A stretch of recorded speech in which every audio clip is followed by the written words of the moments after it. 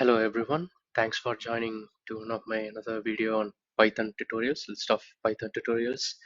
So these set of videos are designed to someone to cater themselves, moving forward from a beginner Python programmer to maybe an intermediate or advanced level Python programmer. So they can use these, they can understand more about Python and how the inner machinery works so that they can write better code and more maintainable and manageable code.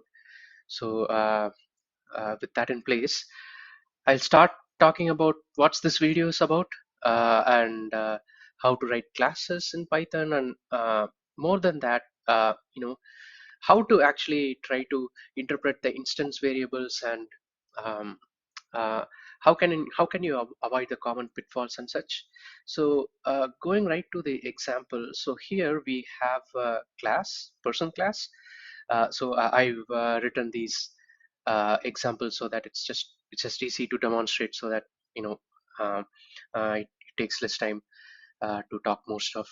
So here we have a person class, and we have the init method, which sets the attributes for this class. So here the properties to for this particular class object would be name, age, address, and salary. So taking on an example, so this is an object of the class person, and we have the instance variables initializing those variables, and then we are trying to go into the object itself and see its properties, and which there are some properties. These are inner parts of Python that it's good to know when you are going to uh, maybe an intermediate level of programming in Python, maybe writing frameworks and such. So every object in Python would have a dunder dict, dunder meaning double underscore here. So double underscore dict meaning that it's a magic it's a magic method, or maybe a magic attribute. This is created by Python for you, so that there are some attributes to it. So that's how that is the way through which Python manipulates these objects that you create. For example, if I print these things, you try to see, let's say the class dunder attribute would give the class name for which this object belongs to, and the dict dunder dict would give the information of the methods that's available excuse me, available on the person class, and also the attributes for this particular object that we initialized. So yeah, let me comment this and try to run that so that you will get to know what it actually means. So yeah, as I mentioned, these are the attributes for this particular object, and this is the name of the class this particular object is initiated from. So yeah, this is all cool. Everyone knows about it. This is nothing much here. It's just bookkeeping stuff. But there are some problems with this thing. Let's say when you are coding a real world application, and let's say you have exposed this object, and some other program, maybe some other person is trying to use this object, and when they try to uh, access or initialize some of the attributes or change the attributes, there's absolutely no control, and this would go into haywire. Maybe this would create unintentional errors that you didn't expect of. For example, here uh, salary is of there is no type here mentioned for salary. So I just get a salary variable and I just assign it to an instance type, but I'm not mentioning what is the type here. So I'm just mentioning the number here, 1,000. So on the first object, so meaning that everyone, it's giving me an intention that it's going to be a number rather than a string. But uh, when someone else is trying to work on this code, and when they try to initialize using a string, this is a wrong type. I just commented here. uh, there is absolutely there is no control. I mean to say there is no issue in doing this actually, and this would create problems. So here, instead of number and int, it becomes a string. And this is something interesting that I'll talk about. So uh, if I run this print statement after adding these variables, um, you see here there is this salary which changed from int to a string, so that's bad already. And then there's this new attribute called address with wrong spelling. So there's absolutely no way. I mean, there is no there is you cannot restrict a person from doing this actually.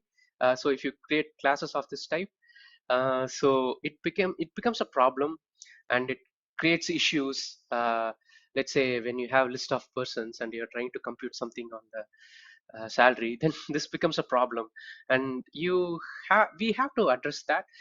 Fortunately for uh, people coming from maybe programming language like Java, this would be weird.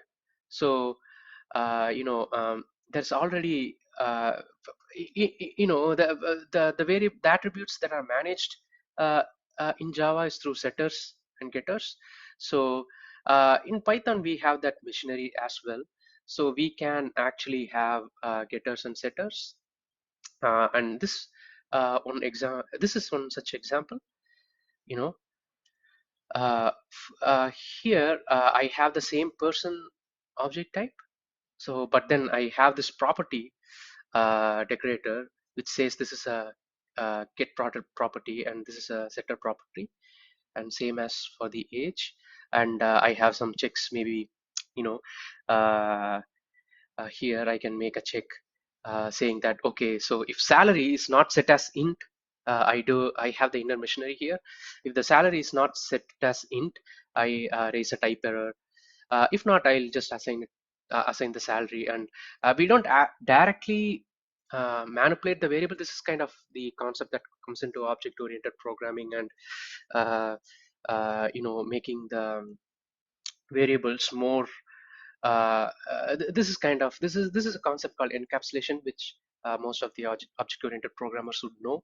It's just that you are protecting the attributes from accesses, like the one we mentioned above.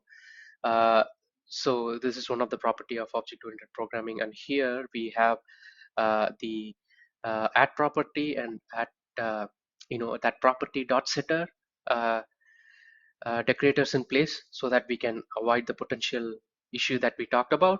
So we don't directly deal with the instance variables, its instance attributes itself, but then through a method which acts like an instance attribute, we are trying to manipulate the data that we want. For example, same thing, creating a person, and I'm getting the instance attributes, and I'm changing their name. I'm changing their age and the salary to 2000. So this would work. No issues as such. Oops. Yeah. So I think I have. This is to demonstrate the error that I mentioned about. So the person two is I'm giving a name, but I'm giving the age as a string instead of number. We expect it to be an int. So in that case, we get an error. But for the other case, you see the salary got updated and the age even got updated. So no issues. So we are this is what we expect. Uh, you know. To throw an exception saying that age expected is an int value. So uh, everything works fine, looks good, but still we haven't addressed this issue, the address issue. So we can create attributes, instance attributes out of the fly. uh, and this is one problem that we would actually want to restrict our program, so that it doesn't have any repercussions. We we kind of going into the territory of protective programming, and it's just we are defining what the method actually wants to do, and what the object is intended to do, and things as such. So we are giving a definition. So we haven't still addressed this issue, but we are going to do that in the next steps. So yeah, let me uncomment that.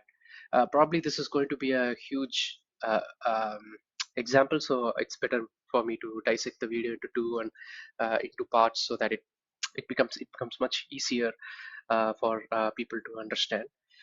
So yeah, please take a look at the continuation of this video, the next part 2 phase. So where I talk about how to address this issue. And, thanks for watching. Bye.